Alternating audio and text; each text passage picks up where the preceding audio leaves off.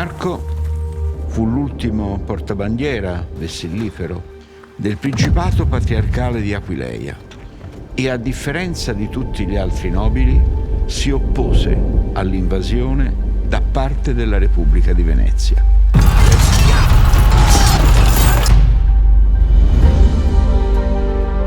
Dunque, nel nome di Marco c'è già un destino, in quanto nessun discendente porterà il nome dell'avo ribelle e irriducibile. Lontano, in un palazzo di Venezia, c'è qualcuno che sta organizzando la maniera per fare andare le cose in un modo più vantaggioso possibile per lui.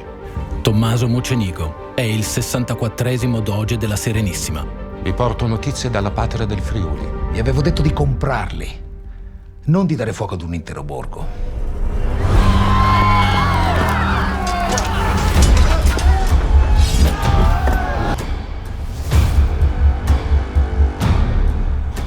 La fine del Trecento è un periodo complesso per i Friuli.